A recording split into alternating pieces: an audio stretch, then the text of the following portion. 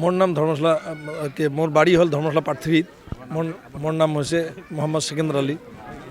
মই আগন্তুক পঞ্চায়ত ইলেকশ্যনত মই APM মেম্বাৰ খেলাইছিলোঁ দলৰ পৰা।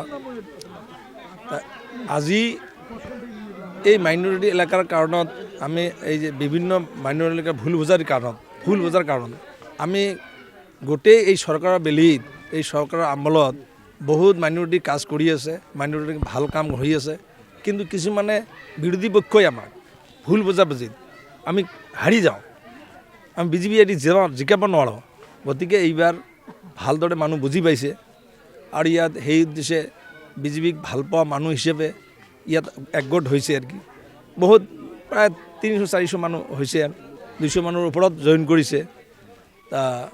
আজি মাননীয় শ্ৰীযুত নৰেন্দ্ৰ মোদী ডাঙৰীয়া আৰু অসমৰ মুখ্যমন্ত্ৰী ডক্টৰ হিমন্ত বিশ্ব শৰ্মা দেৱ ডাঙৰীয়াই যি ধৰণে মাইনৰিটি হিচাপে মাইনৰিটিৰ কাজ কৰি আছে খুব ভাল আমাৰ পচন্দ হৈছে আৰু কি।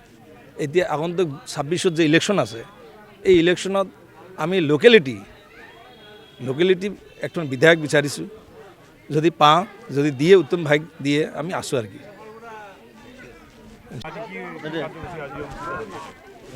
আজি বিকশিত ভাৰতৰ সংকল্প ভাৰত হিচাপে ইয়াত উদযাপন কৰা হৈছে।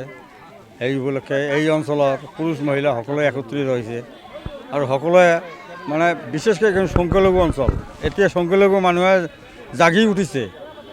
মানে ইমান দিনে ভুল বুজাবুজি আছিল যে ভাৰতীয় জনতা দল মুছলিম বিৰোধী, কিন্তু এতিয়া মানুহ বুজি পাইছে যেটো নহয়, ভাৰতীয় জনতা দল মানে সকলোৰে উন্নতিকল্পে যিখিনি চেষ্টা চলাই আছে আৰু তাৰ ফলত হিন্দু মানুহৰ তুলনাত আমি সংখ্যালঘু মানুহ বেছি উপকৃত হৈছোঁ। যিমানবোৰ আঁচনি দিছে আজিলৈকে বেছিভাগ আমিয়ে পাইছোঁ, সংখ্যালঘু সম্প্ৰদায়ৰ মানুহ বেছিভাগ আঁচনি পাইছে।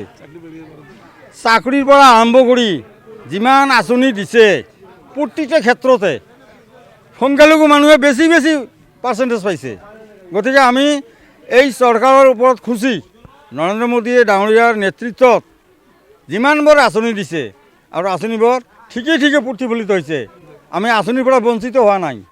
আমি আগন্তুক বিধানসভা নিৰ্বাচন আহি আছে, আমি আশা ৰাখিছোঁ যে আমাৰ উত্তম প্ৰসাদ ডাঙৰীয়াকে দিয়ক বা যিকোনো উপযুক্ত ব্যক্তিকে দিয়ক ভাৰতীয় জনতা দলৰ পৰা। আমি আটাইয়ে পুৰুষ মহিলা নিৰ্বিশেষে আমি ভোট দি জয়যুক্ত কৰিম, যিভাৱেই হওক। আমি সংখ্যালঘু মানুহ, আমি উত্তম প্ৰসাদ দাদাৰ মানে বেকত আমি আছোঁ, তেখেতৰ হৈ আমি কাম কৰিম, মানে তেখেতক যিভাৱেই হওক আমি জিকাই তুলিম, এইটো আমাৰ সংকল্প। ধুবুৰী বিধানসভাৰ পৰা বিজেপিক বিচাৰিছোঁ আমি।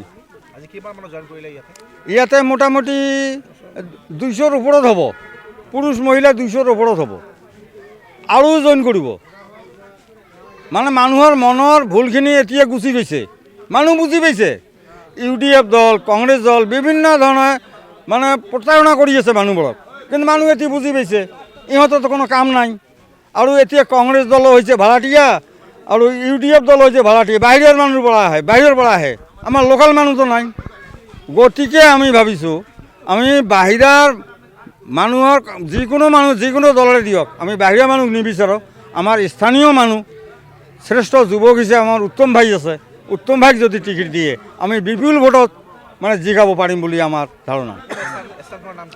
মোৰ নাম জাগাটোৰ নাম ধৰ্মশালা 2য় খণ্ড আৰু 3য় খণ্ড, এই দুটা গাঁৱৰ মানুহ আছে ইয়াত, ধৰ্মশালা গাঁও পঞ্চায়ত।